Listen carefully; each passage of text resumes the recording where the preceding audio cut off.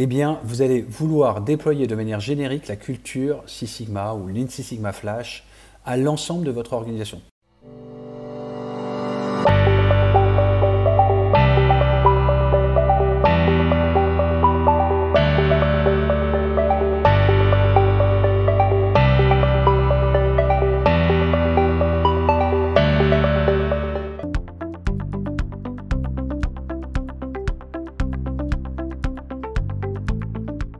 Qui est comment on définit une stratégie en fait, Lean Six Sigma. On a parlé jusque-là de projets Lean Six Sigma, Black Belt, Green Belt et surtout Lean Six Sigma Flash, c'est-à-dire des pilotes qui peuvent s'approprier. En fait, ces projets, c'est une tactique, c'est-à-dire c'est la manière dont je vais répondre par rapport à une stratégie qui est en lien avec la stratégie de l'entreprise et une politique. Lorsque vous lancez un programme Lean Six Sigma, vous déterminez en quoi ce programme Lean Six Sigma va accompagner la stratégie de l'entreprise, va être en lien avec les options que l'entreprise a besoin. Par exemple, il y a un marché qui est difficile, où on est moins efficace, où nos produits sont moins bons. Comment est-ce qu'on fait pour s'améliorer? Il y a un autre secteur de produits et de services où nous sommes clairement en dessous de la compétition, où nous sommes en retard. Comment est-ce qu'on fait pour accélérer? Eh bien, c'est justement cette stratégie d'entreprise qui va permettre de conduire à une stratégie Lean Six Sigma. Et ici, je voulais vous représenter ce que j'ai l'habitude de partager avec des dirigeants, des décideurs sur tiens, comment est-ce que tu détermines d'abord le type de déploiement Lean Six Sigma que tu veux faire? Et il y en a 4. En fonction d'un axe vertical de maturité, est-ce que la maturité en termes d'amélioration continue de l'organisation est forte ou faible? Et un axe horizontal, est-ce qu'on veut être générique, c'est-à-dire avoir une approche très globale, on pourrait dire générique, diffusé un peu partout dans l'entreprise, ou est-ce qu'on veut être quelque chose de spécifique, de précis, de contextualisé? Et vous retrouvez ces 4 cadrans. Le premier cadran, qui est en bas à gauche, c'est le déploiement corporate. On a peu de maturité, mais on veut faire quelque chose de générique et on veut déployer à la lettre une démarche d'amélioration pour l'ensemble de l'organisation. Évidemment, on va y aller étape par étape, mais on va décliner progressivement à tout niveau la même démarche. Ensuite, en bas à droite, vous avez un déploiement court terme, c'est-à-dire que j'ai une maturité faible, mais je vais être spécifique. Je vais focaliser un proof of concept dans un secteur, dans une fonction, dans 2-3 processus qui sont clés pour avoir des gains court terme, parce que j'en ai besoin, parce que ce secteur-là est en risque. Ensuite, en haut à gauche, vous avez le déploiement culturel, c'est-à-dire que vous allez être générique, mais vous avez une maturité forte, et comme General Electric dans les années 2000, Jack Welch avait décidé en 1995 de faire que le Six Sigma était la base de l'entreprise, puis après en 2000, ça s'est transformé en Lean Six Sigma, eh bien, vous allez vouloir déployer de manière générique la culture Six Sigma ou Lean Six Sigma Flash à l'ensemble de votre organisation. Tout le monde va être formé, comme chez GE, Jack Welch, 300 000 collaborateurs, c'est quoi le Lean Six Sigma pendant 2 semaines? Pour être Green Belt, tous. Waouh, c'est énorme. Et enfin, en haut à droite, vous avez un déploiement stratégique. C'est-à-dire que vous allez avoir un déploiement, vous avez une bonne maturité, mais vous allez intégrer les pratiques au système de management en focalisant certains secteurs qui sont un peu plus importants. D'ailleurs, General Electric, dans les années 2005, a focalisé certains secteurs, notamment par exemple de NPI, New Product Introduction, c'est-à-dire comment est-ce qu'on fait pour sortir des produits le plus rapidement sur le marché. ITO, comment l'inquiry to order, c'est-à-dire depuis la prospection jusqu'à la commande, c'est efficace. Comment est-ce qu'on réduit ce délai, donc c'est vraiment stratégique. Et enfin, OTR, Order to Remittance, quel est le délai et la qualité entre la commande et la livraison par rapport au client. C'était les 3 processus clés, NPI, New Product Introduction, Inquiry to Order et Order to Remittance. Et quand General Electric a travaillé et a maîtrisé ça, ils ont été beaucoup plus efficaces. C'est un exemple de déploiement stratégique de Lean Six Sigma. Alors, de plus en plus, ce que je vous recommande, c'est d'aller en haut à droite. Parce qu'il y a un vrai risque et un vrai danger à faire des déploiements corporate. C'était encore possible, il y a quelques années, une décennie, beaucoup d'entreprises financières ont lancé des grosses démarches corporate. Aujourd'hui, c'est ce qui se passe, par exemple, avec l'agile, avec des exemples comme le SAFe, qui est dans l'agilité et un gros déploiement corporate. Je n'ai pas vu, dans mon expérience, dans mon retour de benchmark, une majorité d'entreprises ont réellement bénéficié. Donc je vous invite à plus réfléchir à un déploiement stratégique, et évidemment si vous avez moins de maturité, à un déploiement court terme, pour éviter de subir, d'avoir des investissements vraiment massifs, c'est vraiment massif, encore plus quand vous faites du générique, avoir peu de résultats. Donc on va appliquer ce qu'on appelle des stratégies de priorisation. C'est quoi une stratégie de priorisation? Je tiens cet exemple d'une grande compagnie d'assurance internationale, vraiment référente au niveau mondial, qui avait défini, ils avaient cartographié les processus. Alors là, évidemment, c'était les processus stratégiques de l'entreprise. Tiens, délivrer tel type de produit d'assurance, tel autre produit, assurer la fonction support. Et ils avaient en fait listé les 10 processus majeurs. Et sur chaque processus, ils avaient mis des objectifs. Et sur ces objectifs, ils avaient mis des indicateurs. Où est-ce qu'ils en étaient? Où est-ce que ça fait mal? Et ils avaient priorisé d'agir en termes de déploiement stratégique d'abord sur les processus clés. Alors évidemment, c'était un déploiement stratégique de cette grande compagnie d'assurance. Et donc, typiquement, ils ont dû attaquer des processus stratégiques à haut niveau. Et nous, dans un Lean Six Sigma Flash, voire même dans un Lean Six Sigma Black Belt et Green Belt, en tout cas Green Belt, on va moins avoir des processus stratégiques. On va avoir des morceaux de processus stratégiques. Et c'est déjà bien. Et c'est déjà suffisant. Par contre, inspirons-nous de ce qui existe ici. Tiens, comment est-ce qu'on peut aller chercher dans les processus sur lesquels nous intervenons, de produire tel livrable en interne, de travailler sur telle pièce. Tiens, sur le processus, c'est quoi les indicateurs? Et est-ce qu'il est bon sur le périmètre que je regarde?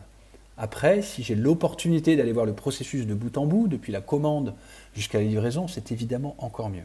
Alors évidemment, là, on parle de processus à la fois internes, par exemple les fonctions support, RH, contrôle de gestion, achats qui viennent fournir en fait du support au processus de production, d'alimentation des services. Eh bien, on peut aussi travailler sur les processus support. Par exemple, en formation, nos formations sont délivrées, quelle est la qualité de ces formations, par exemple au niveau finance, la gestion budgétaire, le pilotage du budget, est-ce qu'on est dans les délais, est-ce qu'il y a peu d'erreurs, et puis tous les processus en effet d'exploitation, de maintenance et de production que vous pouvez avoir de vos services et de vos produits. Donc voilà un exemple que je vous invite à réfléchir. Je regarde les process sur lesquels j'interagis et je regarde sur ces process lesquels sont les plus en souffrance en fonction d'indicateurs, de délais, de qualité, de coûts. On retrouve évidemment la dimension projet, de risque peut-être, de sécurité et combien ça les impacte. Un autre exemple qui était beaucoup plus à la fois top-down mais aussi bottom-up, qui a permis à une grande industrie automobile avec laquelle j'ai vraiment pu travailler pendant de nombreuses années, à identifier quels étaient ces projets Lean Six Sigma les plus fondamentaux. Alors évidemment, encore, on parle de la stratégie, donc c'est Black Belt, mais c'est exactement la même chose pour le Lean Six Sigma Flash. D'abord, est-ce qu'il y a un alignement stratégique? C'est-à-dire que par rapport à nos activités, notre stratégie d'entreprise, en quoi le processus sur lequel je travaille a de l'importance. Donc c'est bien de regarder ce critère-là. Deuxième critère, satisfaction client. Tiens, est-ce que sur ce processus-là, le client est vraiment satisfait de ce qu'on lui propose ou est-ce qu'on peut l'améliorer? Ça peut être un client interne ou un client externe. Enfin, maîtrise des indicateurs de performance. Là, on va partir du CPOC qu'on a vu en phase Define, Supplier Input Process Output Customer, et on va identifier dedans aussi des indicateurs en fait de performance du processus.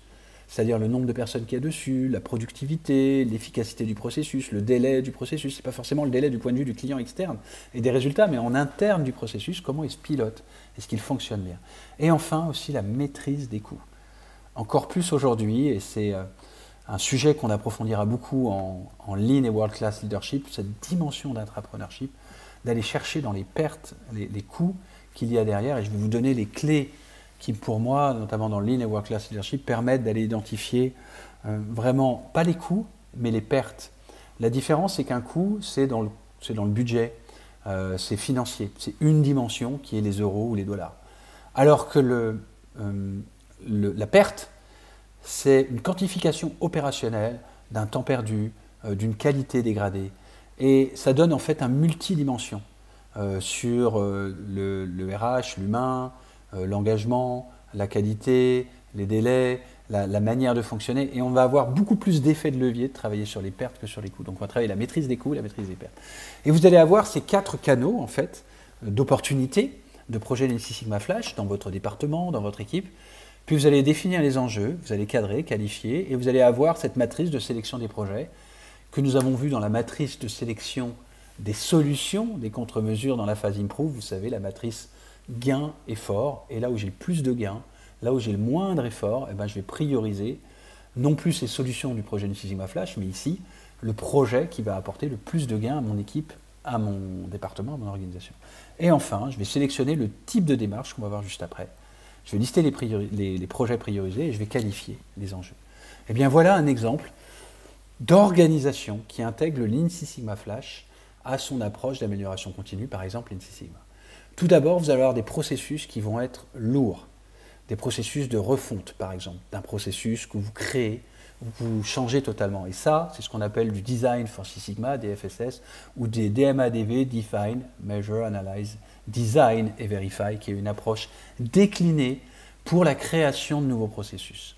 Typiquement, c'est du Black Belt. Ensuite, vous allez avoir de l'amélioration, donc ce n'est pas de la refonte, mais sur des projets, des processus hyper complexes, stratégiques pour l'entreprise. Et évidemment, il faut gérer les différents silos, il faut gérer, on n'a aucune idée d'où est la problématique, il va falloir être très capé. Et donc, c'est réservé, recommandé en tout cas au Black Belt. Ensuite, on va avoir des problématiques un peu plus simples, des périmètres simples et aussi des projets managériaux, maîtrise, amélioration continue, un processus, pour faire de manière correcte. Typiquement, c'est du Green Belt.